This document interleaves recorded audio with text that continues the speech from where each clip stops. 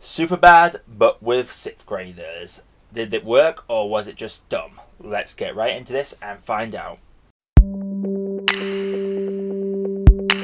Hello there, people of YouTube, and welcome to the Spikehead podcast for another movie review, where today I'll be talking about the film Good Boys, directed by Gene Stupnitsky and starring Jacob Tremblay, Keith L. Williams, and Brady Noon. Now, the plot of the film is that these three kids, Max, Ford and Lucas, are invited to a kissing party, but they have never kissed girls before, so they want to know how it is done.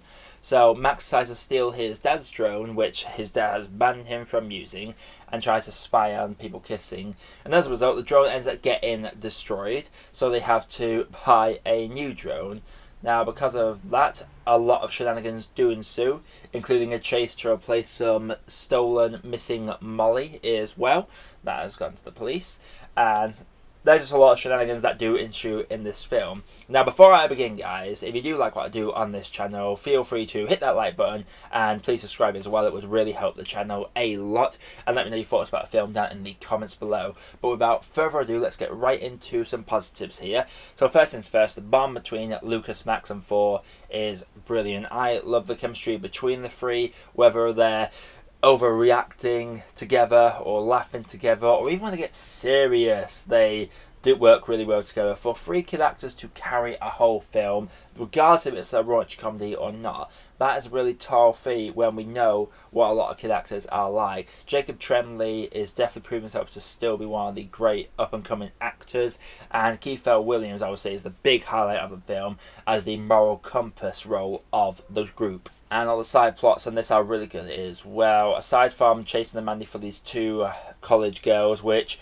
I would say is probably my favourite aspect of the movie, is these three kids negotiating with these two college girls and then being stuck in a stalemate. That is probably my favourite aspect of the film.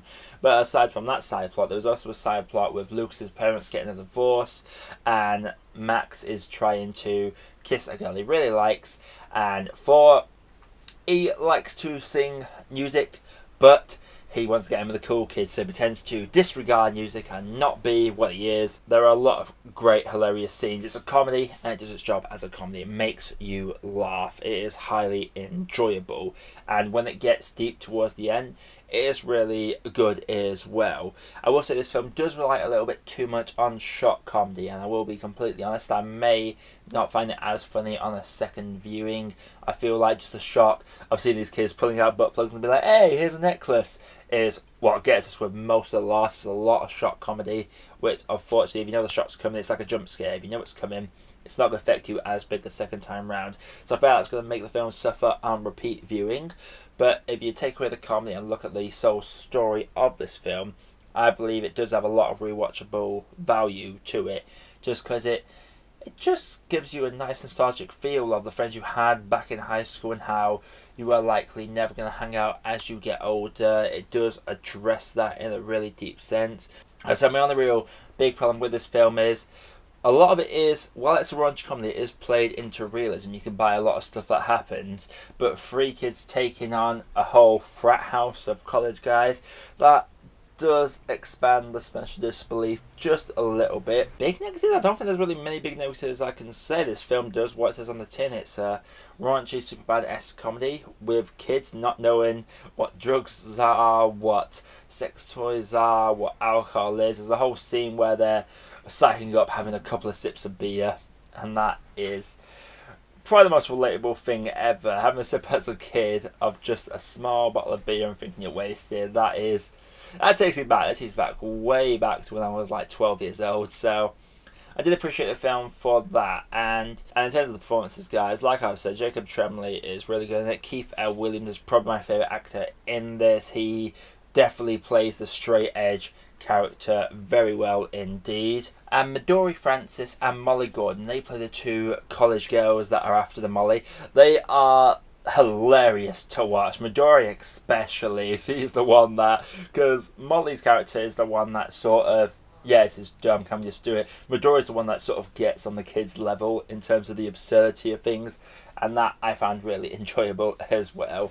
But overall, guys, Good Boys, it's a raunchy comedy. Does it have rewatchability? Yes, but not in a comedy aspect. It is a lot of shock comedy that it does rely on, like A lot of jokes are, a kid's found the dildo and thinks it's a sword, and stupid stuff like that. So, in terms of the comedic elements, while it is hilarious the first time, I don't think it's going to be as funny on repeat viewings. I feel like a lot of the raunchiness does lose its focus as you watch it again. It's a bit like a jump scare in a horror movie where first time you watch it, yeah, it's going to get you, it's going to make you jump, it's going to make you laugh, but on repeat viewing you know it's coming, so it's probably not going to get you as heavily. But despite my enjoyment of the film being ruined by a bunch of people I was watching it with, I will say that Good Boys, summarising the performances, the heartfelt message, the comedy aspect, and the fact that it was a funny comedy, I'm going to have to say that Good Boys is a good cup of tea. So, Good Boys, have you all seen it? If you have, let me know what you thought down in the comments below. And if you do enjoy what I do on this channel, please subscribe to the channel and drop a like. It would really help the channel a lot. Coming up, guys, I've got a Spider-Man film ranking coming up later this week.